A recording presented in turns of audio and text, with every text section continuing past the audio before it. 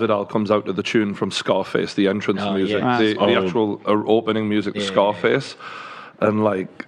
I get those vibes. It kind of weirdly gives you chill. this vibe that he's about to go through that same. Okay. Oh, we've got them coming out now. Before we start, before we do the first ring walk of PULEV, don't forget, if you want to bet on the fight, BetBull have got a great offer. You can bet £20 and you'll get £40 deposited in free bets into your account. The link for that is in our About section on Twitch. You've got to be over 18. Terms and conditions apply, and you've got to gamble responsibly. Cheers.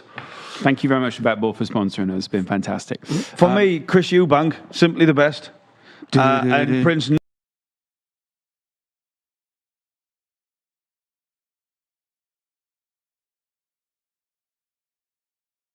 Yeah. Come with a nice young lady.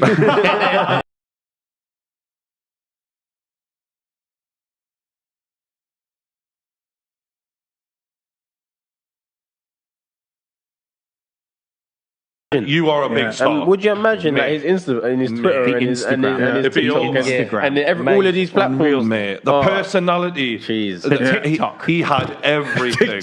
What a TikTok! The guy though, he used to dangle his chin out to his opponents, laugh, stick his tongue out, and then knock you the fuck out. Unreal footwork. In fact, that the time when he won the title off Steve Robinson in Wales, he just went down there and took the mick out of him. Yeah, he just did. absolutely Just mentally bullied him. This is it though. We got AJ. PULEV ain't no small motherfucker though. I mean, this guy is like just a couple of inches off. He's 1 pound lighter than AJ. AJ came in at 240. One which pound is heavier, bang on, what, 17? Was it 17 stone? That's a good weight. 17-1, 17-2, that's what they are. That's a good weight. That's What are you? You're like 14 and a half, yeah? 14 and a half, yeah.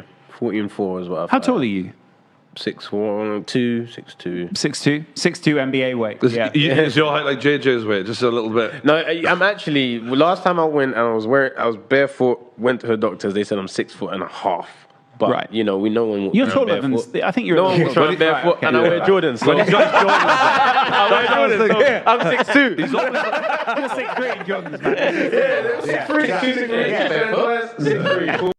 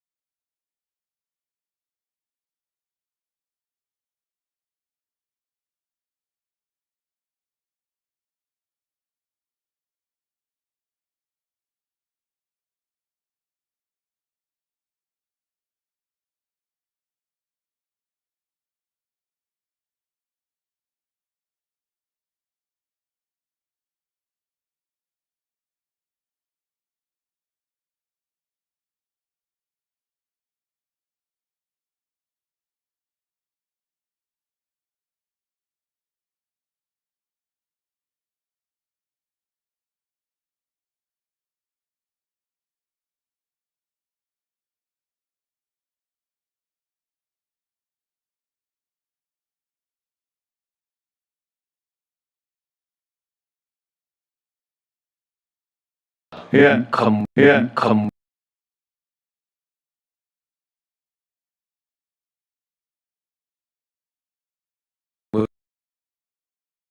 it a political statement? I hope I don't see any tweets about that tomorrow. It was COVID. You know the thing with COVID shit though. One thing I will say that, you know, we've got people right now I'm just going to touch on this and then we'll let it out because fuck me. But, you know, we got people watching funerals through fucking Zoom. We got people saying goodbye to their loved ones through FaceTime. And then we got 1,000 people in the arena watching Anthony Joshua. It's a joke. Stop it. It's over. Let's just get on with life now, because you can't have all these ridiculous rules where it's, some people are not allowed to do things that are make a living and provide for their family, and then yet we're having 1,000 people watching Anthony Joshua. There's no consistency. Just sack it off at this point. For sure, it's confusing. I think he's making a speech right now, by the way. So I think he's talking about the pandemic. He's talking about all these kind of things. Okay. Now's the time to hear that then.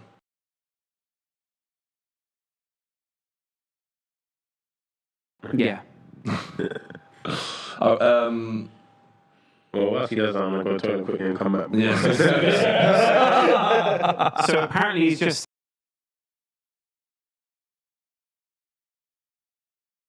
said, keep me in your thoughts and your prayers. Which is very sweet, but it's not the most intimidating thing you could say before a fight. Keep me in your thoughts and your prayers. We tend to give thoughts and prayers to people who have lost. I wouldn't Joshua. Who told you he said that? The guys in the gallery. Was that Jack? Was it? Both. Have we got any actual quote, like a full quote? I can get you a full. Yeah, that'd be guys. Cool. I'm just a bit concerned we might misquote. No, that's the actual quote. Okay. Thoughts and prayers. So thoughts and prayers for Anthony Joshua, guys.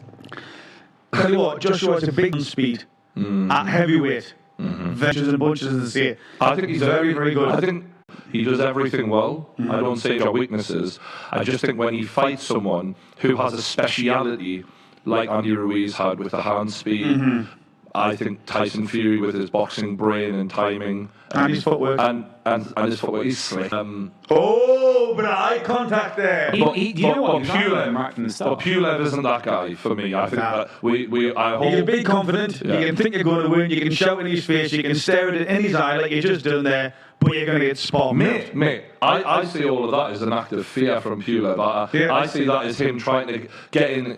I remember, for example, when she fought Holly Holm. Before then, she'd been calm, cool, collected. Yeah, mate, she was weird. And the minute she got Holly Holm on the way-in, I remember her, she was aggressive. She was trying her best to get in Holly Holm's head. She knew she needed any advantage she could get. Holly Holm's a bad motherfucker. Yeah. So we're looking at the size difference. They're basically the same weight. We've got a slight height and reach advantage from AJ, but not much, to be honest. A lot more rounds for PULEV. That is very clear. Double the rounds in roughly the same amount of fights. Is it the same as Cars where there's more miles on the Well, actually it is, yeah. It genuinely is. And I think that AJ, obviously getting his opponents out of there quickly, it'll mean that he is a lot fresher generally in his career. But I think as well with PULEV, what you've got is that if you look at the rounds that he's fought, it's not been against the best opponents. So everyone keeps referencing he's only lost once against Klitschko. What he hasn't done is he hasn't fought anybody as good as Klitschko. He's not been defending the title for the last 7 years or whatever. Exactly, there's levels. It's like, well, you've sort of beaten Macclesfield, you lost against Liverpool, but because you lost against Liverpool, you might win Man U. Like, there's no logic behind it. It's like it's who you fought in. Absolutely, mate. Yeah, absolutely. So he's got double the rounds, but against the local greengrocer. I see what you're saying. There we go. How the greengrocer's in? Where's he from? Wow. Bulgaria. The greengrocer's in Bulgaria. Tough Bulgaria. Really hard. It's a very Ric Flair-like entrance. Do you know what? You've got to have a certain level of balls just to walk between those flames, don't you? Yeah. Fucking hot, man. That would be me. Especially such flammable materials. That wouldn't be me. I'd be worried. If I'm wearing that kind of satin, I'm thinking this could set on fire any second. Yeah. I don't know if I'd ever be like, right, lads, for the entrance, I want fireworks. Like, I'd feel a bit. Know what I mean? Well, you do something worse than fireworks. Yeah. I don't know. Something more extravagant. Semen fountains. I don't think you look that intimidating coming out of fireworks as much as like. I think. The one. All right. So the one-way fireworks look great. I don't know. This is a really weird reference. Wow. Bill Goldberg, right? Wow. He used to come out and he used to have rain of fireworks coming down on him, and he'd be like, string out. What was the one who the guy went?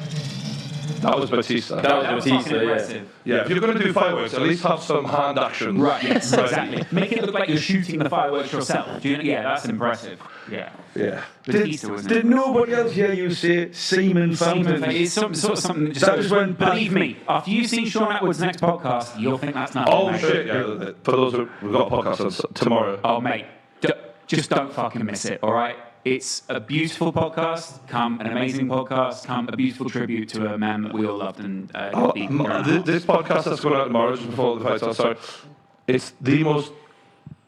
I've never thought I'd be in a podcast where I thought I could cry, but also like die from laughing. Right, yeah. You know what I mean? Absolutely. It's mental. It was a beautiful tribute to a friend, which then turned into a life update, and we're really excited to bring you something which is... it might be the most mental podcast. It's the most honest podcast I think I've ever done. Does that make sense? Yeah, Where yeah. Someone's just completely opened their heart to us. The whole thing. Everything. So if you think They've you've all seen done everything. Yeah. They're if all you- sold it all. Believe me, if you think you've seen something good on the True Geordie podcast in the past, you ain't seen quite literally, you ain't seen shit yet. Okay? Anyway, it's now time for the fight. Thank you much to our betting sponsors. BetBull, you guys fantastic. What we want to do though is get your Predictions, boys.